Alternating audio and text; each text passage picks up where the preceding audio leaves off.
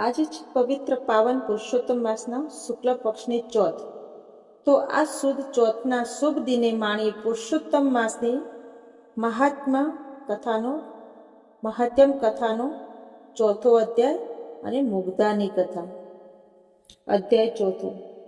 શ્રી નારાયણ બોલ્યા, હે નારદ, લોકોના હિતની ઈચ્છાથી હું કહું છું તે તમે સાંભળો. અધિક માસે શ્રી હરિની આગળ જે શુભ વચન કહ્યું હતું તે આ છે. હે નાથ, હે કૃપાના ભંડાર શ્રી હરિ, હું આપને શરણે આવ્યો છું. મને મલિન ગણી દેવો સહિત સર્વ લોકોએ શુભ કર્મમાં મારો બહિષ્કાર કર્યો છે. મારા 30 દિવસ દરમિયાન સૂર્યનું સંક્રમણ ન થવાને કારણે લોકો મને ધિક્કારે છે.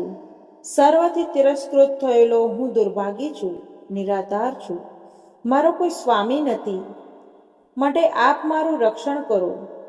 દુશાસનથી દ્રૌપદીનું, યમુનાના ઝેરી પાણીથી ગોવાળો તથા પશુનું અને ઝુંડના મોઢામાંથી ગજેન્દ્રનું આપે જેમ રક્ષણ કર્યું હતું તેમ આજે આપના શરણે આવેલા મારું આપ કેમ રક્ષણ કરતા નથી?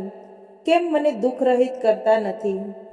લક્ષ્મીપતિને એમ વિનંતી કરીને સ્વામી રહિત એ મળમાસ બોલતો બંધ થયો અને આંસુ સારતો પરમેશ્વરની આગળ ઊભો રહ્યો.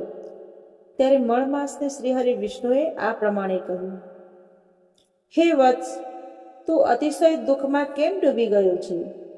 તારા મનમાં એવું કયું મોટું દુઃખ છે? શોક ન કર, હું તારો ઉદ્ધાર કરીશ. જેને મહાદુઃખ હોય તે પણ મારી પાસે આવીને શોક કરતો નથી. આ વૈકુંઠ શોક તથા વૃદ્ધાવસ્થાથી રહિત, આનંદયુક્ત તથા મૃત્યુ રહિત છે. છતાં આવા વૈકુંઠધામમાં આવી તું દુઃખી કેમ થાય છે? હે વત્સ, તું મરવા કેમ ઈચ્છે છે તે હમણાં જ મને કહે. અધિક માસ બોલ્યો, હે ભગવાન, આપનાથી કાંઈક અજાણ્યું નથી, કેમ કે આકાશની પેઠે આખા વિશ્વમાં આપ વ્યાપી રહ્યા છો. સર્વવ્યાપી છતાં નિર્વિકાર અને સર્વ છો. આપ મુજ અભાગીનું દુઃખ નથી જાણતા. આપ બધું જાણો છો, છતાં મારું દુઃખ તમને કહું છું. આવું દુઃખ આપે સાંભળ્યું નહીં હોય અને જોયું પણ નહીં હોય. ક્ષણ, લવ, મુહૂર્ત, પખવાડિયા, મહિના, દિવસો તથા રાત્રિઓ બધા પોતપોતાના સ્વામીઓના અધિકારને લીધે સદા નિર્ભય તથા આનંદિત રહે છે. મારું તો કોઈ નામ નથી, મારો કોઈ સ્વામી નથી અને મારો કોઈ આશ્રય નથી. એ કારણે દેવતાઓ સહિત સર્વ લોકોએ મને સારા કામમાંથી દૂર કર્યો છે. મળમાસ કોઈ સત્કર્મમાં મારો નિષેધ કરાયો છે. આમ દરેક મારું અપમાન કરે છે. તેથી હંમેશા જેમ ખાડામાં પડ્યો રહેતો આંધળો માણસ મરવા ઈચ્છે છે, તેમાં હું પણ મરવા ઈચ્છું છું. મને જીવનનો ઉત્સાહ રહ્યો નથી. પોતાના જ બંધુ બાંધવોના તિરસ્કાર સહન કરી દિનહીન હાલતમાં જીવવું તેના કરતાં મરી જવું વધારે સારું છે. બસ હે મહારાજ, આથી વધારે કાંઈ પણ મારે કહેવું બાકી રહેતું નથી. આપ પારકું દુઃખ સહન કરતા નથી અને પારકા ઉપર ઉપકાર કરવો એ આપને પ્રિય છે. એવા આપ મનાયા છો. વળી વેદોમાં તથા પુરાણોમાં આપ પુરુષોત્તમ તરીકે પ્રસિદ્ધિ પામ્યા છો. તો પોતાનો ધર્મ વિચારી આપને શરણે આવેલા મુજ પર દયા કરો. મારા કષ્ટોનું નિવારણ કરો. કોઈ મારો તિરસ્કાર ના કરે. મારા સમયમાં શુભ કાર્યો થાય. મને મારો પણ કોઈ અધિષ્ઠાતા થાય તેવી કૃપા કરો. હે દયાળુ, મને આ મરણતુલ્ય કષ્ટથી ઉગારો. હે કરુણાનિદાન, મેં મારી વિપદા તમને જણાવી. હવે આપને જે ગમે તે કરો. હું પામર છું, આપ મહાન છો. હવે વારંવાર કહેવાનો અર્થ નથી. હું મરીશ, હવે હું મરીશ જ. એમ વારંવાર કહી એ મળમાસ બોલતો બંધ થયો. અને પછી, હે નારદ, લક્ષ્મીપતિ પ્રભુની સામે મૂર્છા પામી તેમના ચરણોમાં ઢળી પડ્યો. તેને મૂર્છા પામેલો જોઈ આખી સભા વિસ્મય પામી. અધિક માસ આમ વિરામ પામ્યો એટલે શ્રી વિષ્ણુ ભગવાન અતિશય કૃપાથી વ્યાપ્ત બની પૂનમના ચંદ્ર કિરણો જેવા શીતળ, શાંત અને મેઘના જેવા ગંભીર અવાજથી આવા સુંદર વચનો બોલ્યા.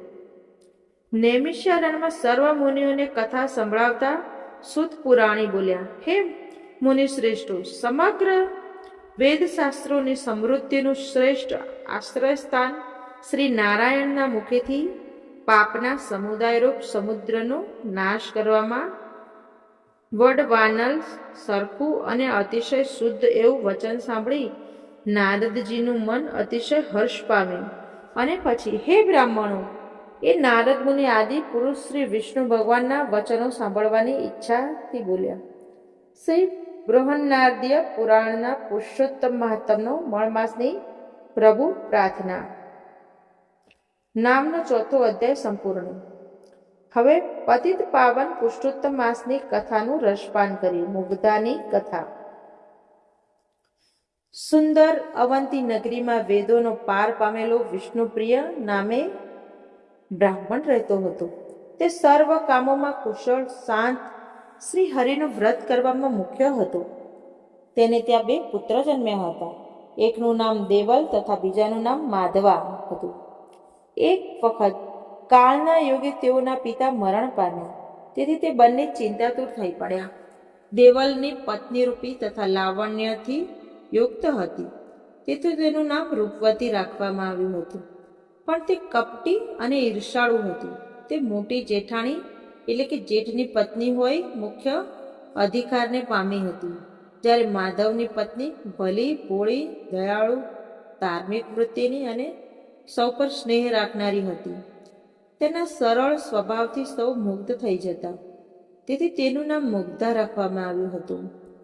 બંને ભાઈ સાથે જ રહેતા હતા. ઘણી મહેનત કરવા છતાં ભાગ્ય આડેનું પાંદડું ફર્યું નહીં અને તેમના ઘરમાં દરિદ્રતા આવી.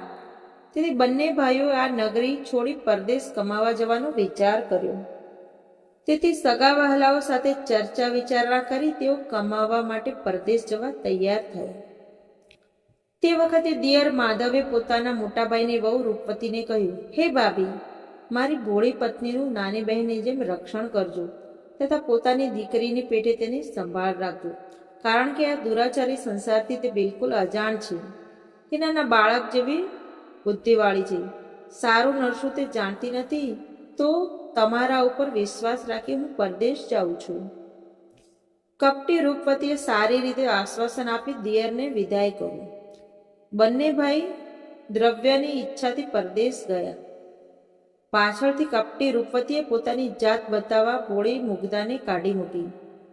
કમભાગી, તું મારા ઘરમાંથી દૂર જતી રહે. ઓ અભાગણી, તારા નસીબ યોગે જ મારો સ્વામી અતિશય દરિદ્રપણું પામ્યો છે.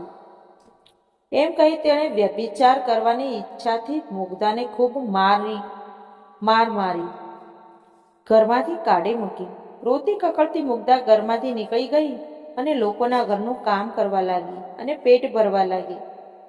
એ એટલા સરળ સ્વભાવની હતી કે પોતાને અન્યાય કરનારી રૂપવતીને ઘેર જઈને પણ તેનું કામ કરતી. પણ અભિમાની અને વ્યભિચારમાં રત રૂપવતીને તેની કદર ન હતી. એવામાં પુરુષોત્તમ મહિનો આવ્યો.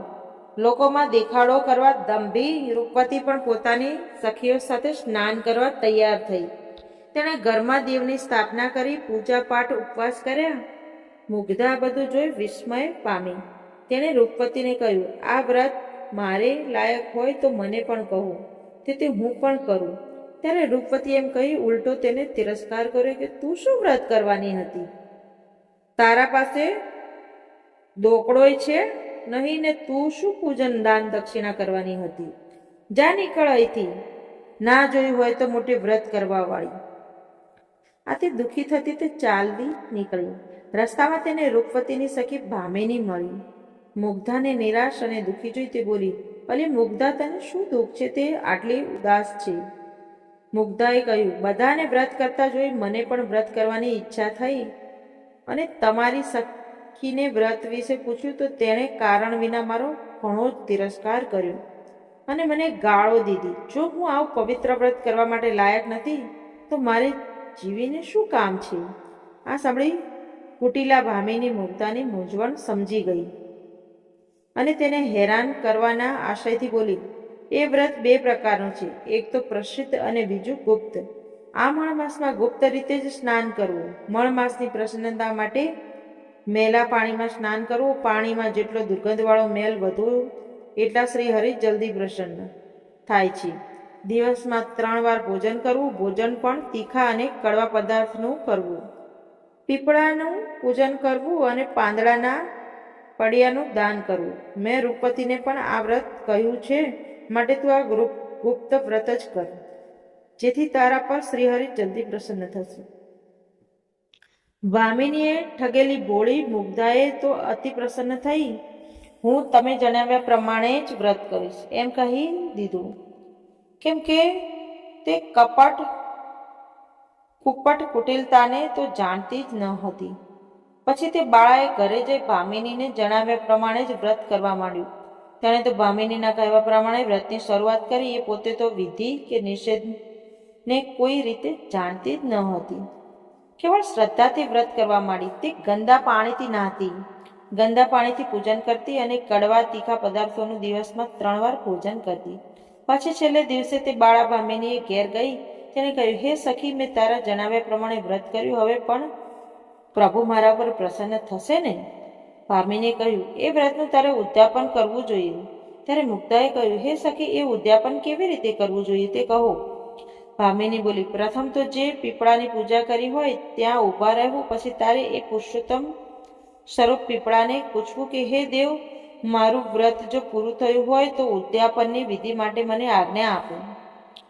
શ્રી હરિ ઉત્તર આપે તો તારે સમજવું કે વ્રત પૂર્ણ થયું છે, અને ન આપે તો તારું વ્રત વ્યર્થ ગયું છે એમ મારું માનવું છે. જો પ્રભુ ઉદ્યાપન કરવાની આજ્ઞા આપે તો કહેવું કે આ વ્રત આવતીકાલે રાધિકાની સાથે મારે ઘરે જમવા પધારજો.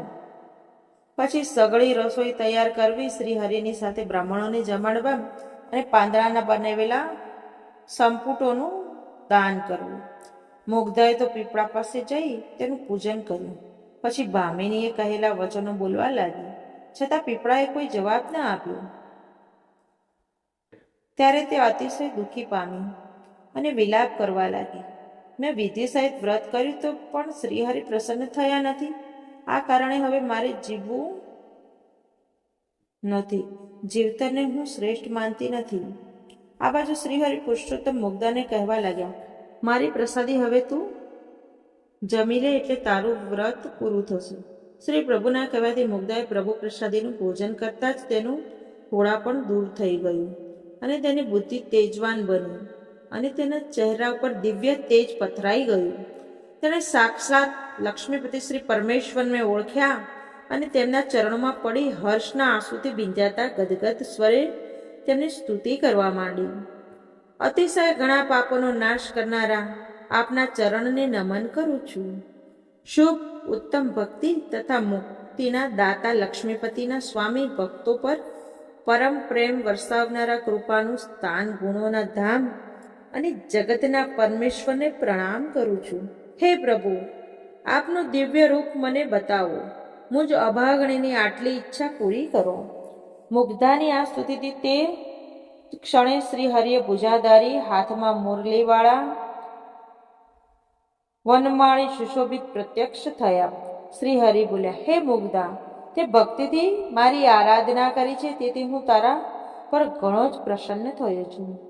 તારી ભક્તિના બળે તારો પતિ પરદેશથી ઘણું જ કમાઈને આવશે. તારે હવે કદી દુઃખના દાડા જોવા નહીં પડે. તે જે ખાડામાં સ્નાન કર્યું છે તે ખાડો હવે મુગ્ધા સરોવર નામે પ્રખ્યાત થશે. જેમાં કોઈ પાપી પણ સ્નાન કરશે તો તેના પાપ બળી જશે અને તે મોક્ષને પામશે. અંતકાળે તારા ગોલોકમાં વાસ થશે. આમ કહી પ્રભુ અંતર્ધ્યાન થઈ ગયા. આમ ભોળી મુગ્ધા પુરુષોત્તમ પ્રભુની કૃપાથી સુખ શાંતિ પામી અને લાંબુ આયુષ્ય ભોગવી પતિ સાથે ગોલોકમાં વાસ પામી. અને અભિમાની રૂપવતી નિંદા કરવાથી નરકે ગઈ. હવે પ્રભુ પરમ કૃપા શ્રી કૃષ્ણ પુરુષોત્તમ ભગવાનનું સંકીર્તન કરવી. બોલો શ્રી પુરુષોત્તમ ભગવાનની જય.